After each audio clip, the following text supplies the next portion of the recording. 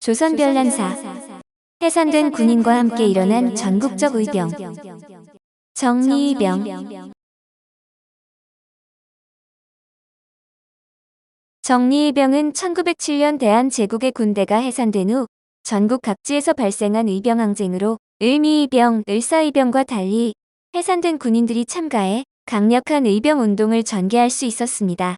이들은 13도창2군을 결성해 서울진 공작전을 시도했고 그 외의 각지에서 평민 출신 의병의 화력이 두드러졌는데 특히 전라도 지역에서 항쟁이 끈질기게 이어졌습니다. 일본의 남한 대토벌 작전으로 인해 의병 활동은 소강 상태로 접어들게 되었으나 정리의병은 일본의 식민화 정책을 지연시키는 데 기여했으며 국내외의 항일운동 기지 건설에 기초를 닦았습니다. 정미 7조약과 군대 해산. 1907년은 복잡했는데 6월에 고종은 네덜란드 헤이그에서 개최된 만국평화회의에 조선을 식민화하려는 일본의 제국주의적 행동을 폭로하려고 이상설, 이준, 이희종을 특사로 파견했습니다. 그러나 이들은 참석을 거부당했는데 고종이 몰래 대표단을 만국평화회의에 파견했다는 소식이 일본 정부와 통감부에 전달됐고 일본은 고종이 특사를 파견한 것에 대한 책임을 물어 고종을 퇴위시켰습니다. 일본은 고종을 퇴위시킨 것에 그치지 않았는데 1907년 7월 24일 통감 이토 히로부미와 외무대신 하야시 곤스케는 정미 7조약 협약안을 총리 대신 이완용에게 전달했습니다. 주요 내용은 대한제국 정부의 법령 제정, 행정처분, 고등관리 임면 등을 통감의 승인을 받아야 하며 통감이 추천한 일본인을 관리에 임명하고 통감에 동의 없이 외국인을 쓰지 않는 것이었습니다. 즉, 대한제국의 행정권과 인사권을 박탈해 사실상 정부의 기능을 정지시킨 것인데 러일 전쟁 이후 외교권을 박탈당한 대한제국은 내전까지 일본의 통감에 장악되어 사실상 식민지와 마찬가지였습니다. 내정에 대한 권리를 빼앗아간 협약안만이 아니라 협약안에 딸린 부수각서도 문제였는데 문제가 된 내용은 협약을 실행할 구체적 방법으로 군대 해산이 포함된 것이었습니다. 군대 해산이 불러올 소요 사태에 대비하기 위해 이토 히로부미는 일본 정부의 군대를 추가로 요청하는 등 만반의 준비를 마친 상태에서 총리 대신 이완용과 군부 대신 이병무의 이름으로 군대 해산 조칙을 발표했습니다. 명목은 군제를 쇄신해 강력한 군대를 양성하기 위함으로 1907년 8월 1일 대한제국 황실의 시위에 필요한 군을 선별해 배치되었고 나머지 군대는 일시에 해산되었습니다. 13도 창의대 진소의 결성과 서울 진공작전. 군대 해산은 의병항쟁을 확산시켰는데 서울의 시위대는 숭례문 일대에서 일본군과 시가전을 벌였고 원주와 강화의 진위대도 일본군과 전투를 벌였습니다. 군대 해산에 반발한 병사들이 의병에 참여하면서 고립적으로 투쟁해온 방법에 대한 개선이 이루어졌는데 훈련을 받은 군인들이 의병에 합류해 질적 개선과 함께 양적 확대가 이루어졌습니다. 군대 해산 이후부터는 도의 경계를 넘어 연합하는 전략이 적극적으로 시도되었는데 평안도, 황해도, 경기도, 강원도, 충청북도 등지에서 활동하던 의병장들은 연합항쟁을 모색했습니다. 이렇게 연락망이 구축되어 전국적으로 통일된 대규모의 의진인 13도 창의대 진소를 결성하려는 시도로 이어져 독자적으로 활동하던 의병부대가 통일된 체계를 갖추게 된 것입니다. 경기도 여주 출신의 양반 유생인 이인영은 경상북도 문경에서 강원도 원주로 이동해 제2부인 의병원 수부를 설치하고 관동 창의대장을 표방했습니다. 이인영이 경문을 보내 의병을 모집하는 한편 전국 각지에 의병 봉기를 촉구하는 글을 보내자 전국 각지에서 의병들이 몰려들어 이인영은 관동 창의군의 규모를 크게 확대할 수 있었습니다. 의병의 목적은 일본의 침략을 물리치고 친일 대신을 타도해 새 내각을 수립하려는 것이며 정당성을 확보하기 위해 각국 영사들에게 일본의 국제법 위반을 호소했었고 각지에 경문을 보내 연합을 했습니다. 이인영의 관동 창의군은 전국적 규모의 연합의진을 결성하기 위해 원주에서 경기도 지평으로 이동했는데 이때 의병의 규모는 1만 명으로 증가했습니다. 그리고 이인영을 13도 창의대 진소의 대장으로 추대했는데 그는 처음에 부친의 간병을 이유로 추대를 거절했으나 거병의 당위성을 잘 알고 있어 결국 추대를 수락했습니다. 13도 창의대 진소는 강원도 기반의 이인영 계열, 경기도 황해도를 배경으로 한 허위 계열, 충청도의 이강년 의병부대가 핵심 전력을 구성해 강원도와 경기도를 중심으로 활동한 중부지방의 연합의병부대였습니다. 13도 창의군의 본진은 서울을 향해 천천히 진격했는데 군사장 허위는 선발대 300명을 이끌고 동대문 밖 30리 지점까지 진격했고 전군이 집결한 뒤 일거에 서울을 진격할 계획이었습니다. 그러나 전군이 모이기 전에 일본군의 공격을 받아 치열한 격전 끝에 퇴각했는데 총대장 이인영이 부친상을 당해 서울 진공작전을 더 이상 수행할 수 없게 되었습니다.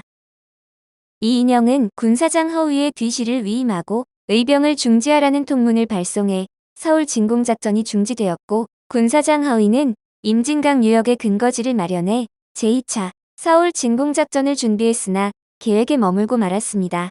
이렇게 13도 창의대 진소의 서울 진공작전은 실패했고 총대장 이인영은 1909년 6월 7일에 체포되어 9월 20일에 차용되었고 허위, 민근호, 이강년 등 핵심 지도부는 1909년까지 의병투쟁을 하다 순국했습니다. 비록 서울 진공작전은 실패했지만 그 의의는 적지 않았는데 첫째, 최초로 편성된 전국적 연합의병부대라는 점에 의의가 있어 개별적으로 전개되어 오던 의병운동이 발전했다는 것을 의미했습니다. 둘째, 13도 창의대 진소는 일본의 불법성을 해외의 다른 국가에 알리는 등 외교적 노력도 함께 전개했다는 점에서 그 의의가 크다고 할 수 있습니다. 홍범도와 신돌석을 비롯한 각 지역, 각 계층의 활약. 정리의병을 이끈 계층은 저명한 성리학자, 현직 관료, 농민보부상 해산군인 머슴에 이르기까지 매우 다양의 계급과 신분을 초월해 무장투쟁을 주도하였다는 점에서 의미가 있습니다.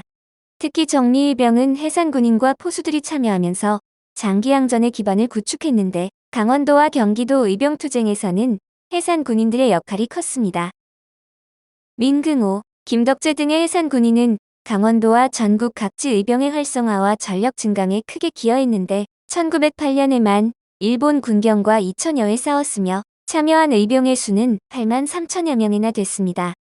함경도에서는 홍범도, 차도선 등 직업적 포수들이 활약했는데 1907년 9월에 일본이 공포한 총포 및 화약류 단속법 때문에 포수들의 생계가 어려워진 측면도 이들의 의병 봉기에 한 몫을 했습니다. 특히 홍범도의 부대는 1907년 11월에 함경남도 우치령에서 일본 군경을 기습하며 의병 투쟁을 시작했는데 이때 일본군과 관계자 6명이 사망했고 출동한 일본군에 맞서 공방전을 벌였습니다. 그러나 점차 장기간 전투로 인한 탄약 부족으로 홍범도 부대의 전력은 약화되어 러시아 지역으로 이동했고 경상도 지역에서는 신돌석의 활약이 두드러졌습니다.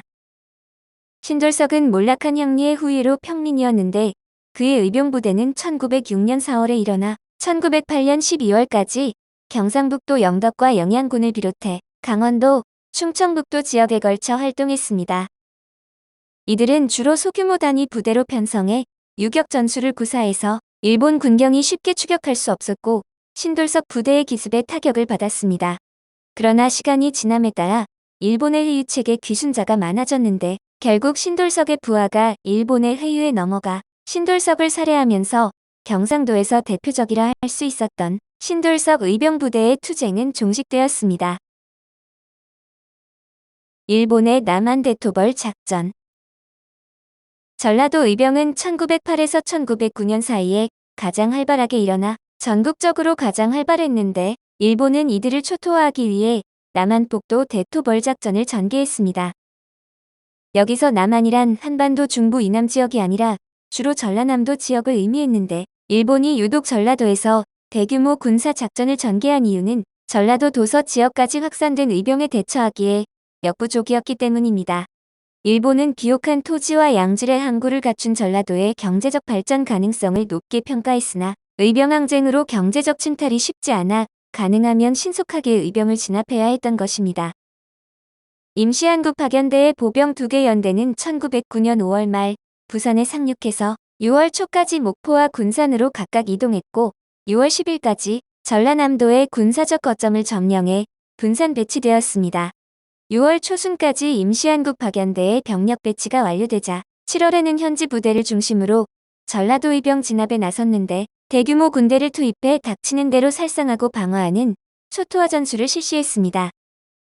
그 결과 전라도 의병은 2달 만에 붕괴되었는데 일본은 촌락마다 샅샅이 수색을 실시했고 조금이라도 의병에 관련된 혐의자가 있으면 살해했습니다. 한편 일본은 남한 대토벌 작전을 거치며 경제적 침투를 비롯한 병탄의 기반을 조성했는데 이 과정에서 체포 또는 자수한 의병을 도로공사에 강제로 동원하는 등 교통로 확보에 이용했습니다. 의병 투쟁의 의의. 한날 의병은 임진왜란과 병자호란 당시 일어난 의병에서 정신적 역사적 연원을 찾았으며 이들의 강력한 반일 투쟁은 일본의 식민화 정책을 지연시키는 데 기여했습니다. 일본은 1909년 후반 조선을 강점하려 했으나 의병 투쟁이 장기화되면서 식민지화를 늦출 수밖에 없었고 의병 활동은 국내외의 항일운동 기지 건설에 기초를 닦는 데 공헌했습니다. 의병 투쟁은 장기항전의 기반을 지리산 같은 산악지대만이 아니라 연해주와 간도에도 구축했는데 이것은 활동 목표와 지향성이 독립운동으로 계승되었음을 의미합니다. 마지막으로 의병 투쟁의 성격은 반침략적 민족운동이라 볼 수 있는데 국제적 고립과 지역별 투쟁으로 일본의 무력을 당해내기 어려웠지만 민족해방운동의 선구적 역할을 수행했다고 평가할 수 있을 것입니다. 오늘 조선별난사는 해산된 군인과 함께 일어난 전국적 의병 정리의병이었습니다.